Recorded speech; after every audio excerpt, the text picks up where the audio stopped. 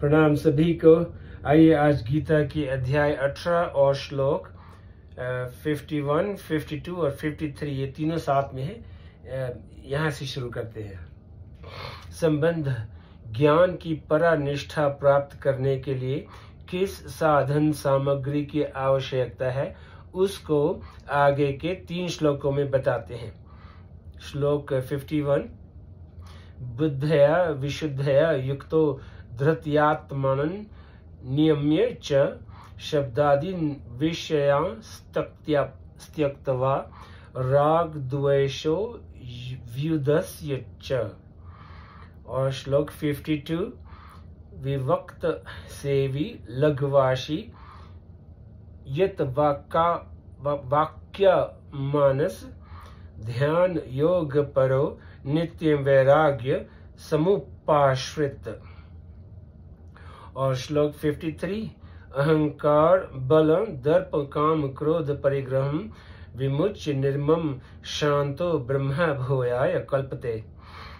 जो विशुद्ध मतलब सात्विकी बुद्धि से युक्त वैराग्य के आश्रित एकांत का सेवन करने वाला और नियमित भोजन करने वाला साधक धैर्य पूर्वक इंद्रियों का नियमन करके शरीर वाणी मन को वश में करके शब्दादि विषयों का त्याग करके और राग द्वेष को छोड़कर निरंतर ध्यान योग के परायण हो जाता है, वह अहंकार बल दर्प काम क्रोध और परिग्रह का त्याग करके एवं निर्मम तथा शांत होकर ब्रह्म प्राप्ति का पात्र हो जाता है। बुद्धया विशुद्धया युक्तो धृत्यात्मनं नियम्य च शब्दादीन् विषयान् त्यक्त्वा राग द्वेषो व्युदस्य च विवक्त सेवी लघ्वाशी यत वाक् कायम मानस ध्यान योग परो नित्य वैराग्य समुपाश्रित। अहंकार बल दर्प काम क्रोध परिग्रह विमुच्य निर्मम शांतो ब्रह्म भूयाय कल्पते। व्याख्या बुद्धया विशुद्धया युक्त जो सांख्य योगी साधक परमात्मा तत्व को प्राप्त करना चाहता है उसकी बुद्धि विशुद्ध अर्थात सात्विकी गीता हो, उसकी बुद्धि का विवेक साफ साफ हो, उसमें कृष्ण मात्र भी संदेह न हो।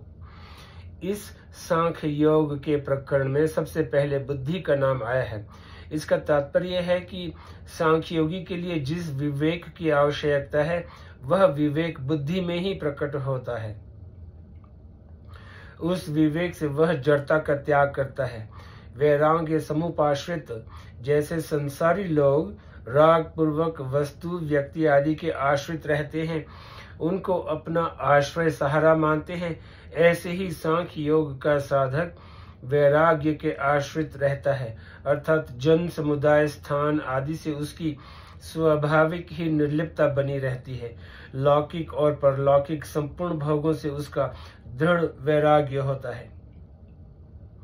विवक्त सेवी सांख्य योग के साधक का स्वभाव उसकी रुचि स्वतः स्वाभाविक एकांत में रहने की होती है।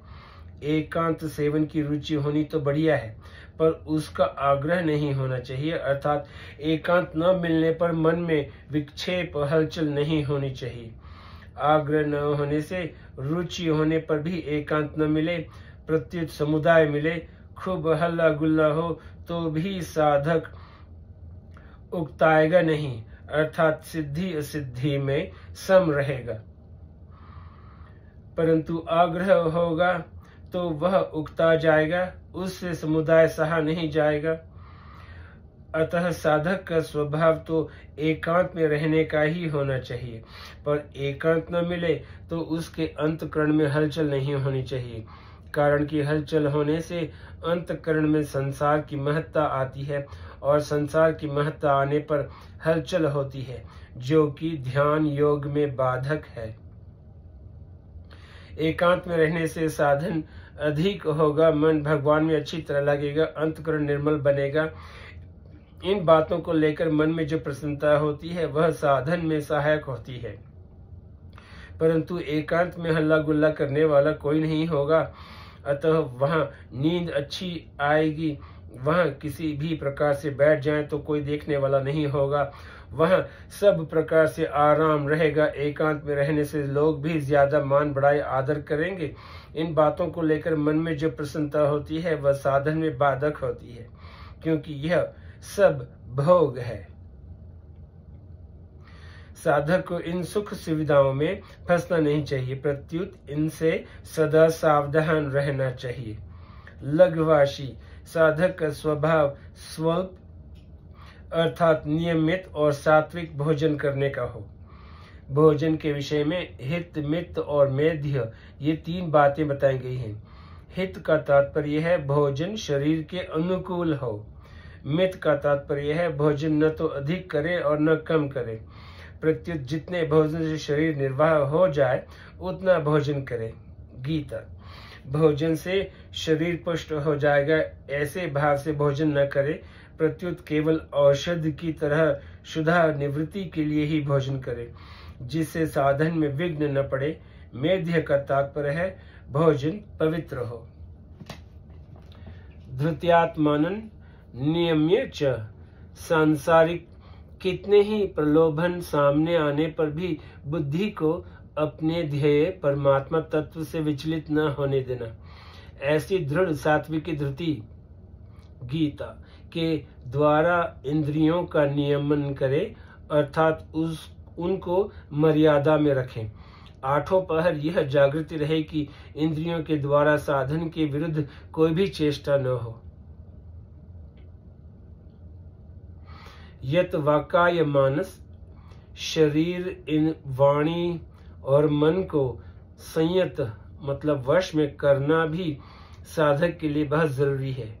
गीता अतः शरीर से वृथा न घूमे, देखने सुनने के शौक से कोई यात्रा न करे, वाणी से वृथा बातचीत न करे, आवश्यक होने पर ही बोले, असत्य न बोले, निंदा चुगली न करे, मन से राग पूर्वक संसार का चिंतन न करे, प्रत्युत परमात्मा का चिंतन करे।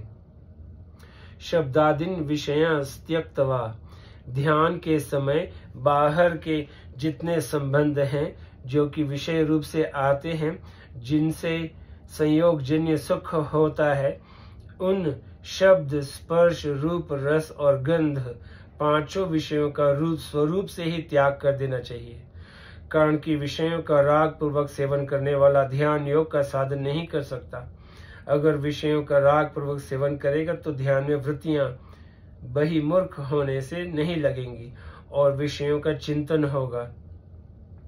राग द्वेषो व्युदस्य च सांसारिक वस्तु महत्वशाली है, अपने काम में आने वाली है, उपयोगी है। ऐसा जो भाव है उसका नाम राग है। तात्पर्य है कि अंतःकरण में असत वस्तु का जो रंग चढ़ा हुआ है वह राग है। असत वस्तु आदि में राग हो रहते हुए कोई उनकी प्राप्ति में बाधा डालता है, उसके प्रति द्वेष हो जाता है।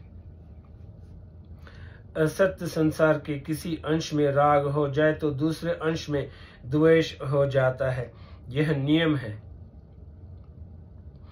जैसे शरीर में राग हो जाए तो शरीर के अनुकूल वस्तु मात्र में राग हो जाता है और प्रतिकूल वस्तु मात्र में द्वेष हो जाता है। संसार के साथ राग से भी संबंध जुड़ता है और द्वेष से भी संबंध जुड़ता है।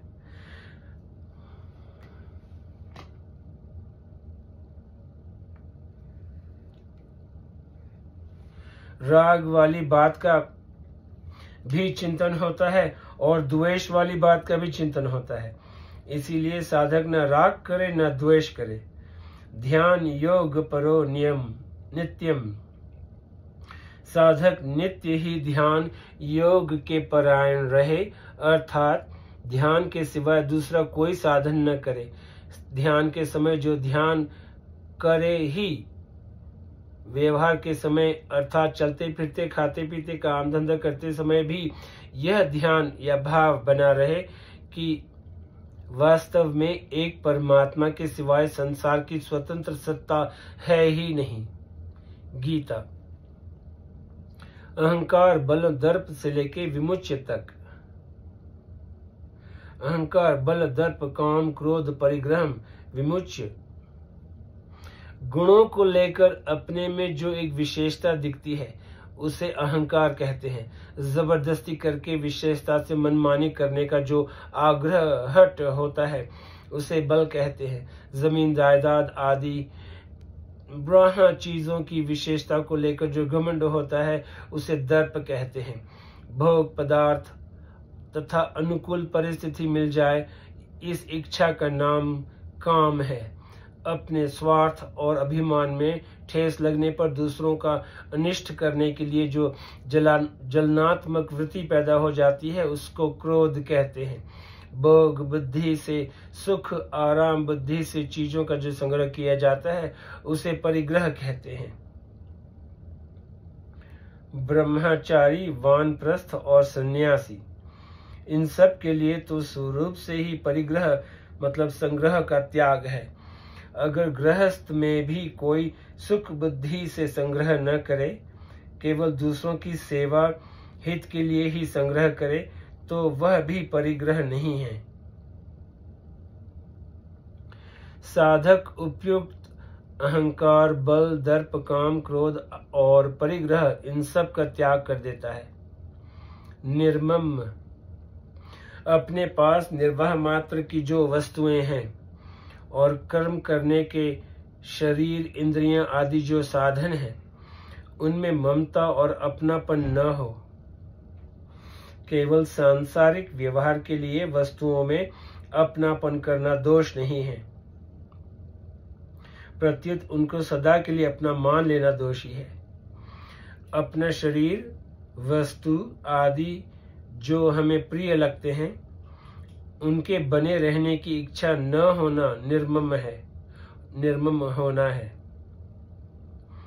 जिन व्यक्तियों और वस्तुओं को हम अपनी मानते हैं वे आज से 100 वर्ष पहले भी अपनी नहीं थी और 100 वर्ष के बाद भी अपनी नहीं रहेंगी। अतः जो अपनी नहीं रहेंगी उनका उपयोग या सेवा तो कर सकते हैं, पर उनको अपनी मानकर अपने पास नहीं रख सकते। अगर उनको अपने पास नहीं रख सकते तो वे अपने नहीं हैं, ऐसा मानने में क्या बाधा है। उनको अपनी न मानने से साधक निर्मम हो जाता है।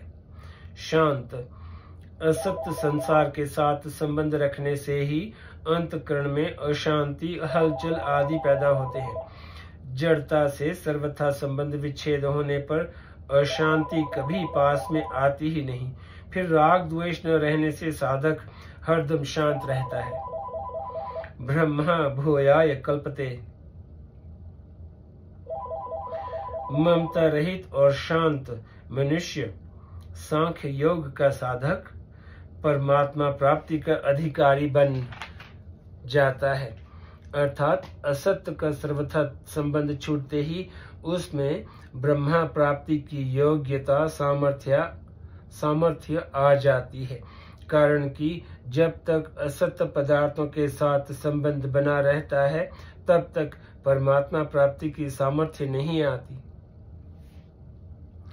अब यहीं पे स्टॉप करते हैं, फिर कल श्लोक 54 से शुरू करेंगे। आपका बहुत बहुत शुक्रिया। नमस्ते।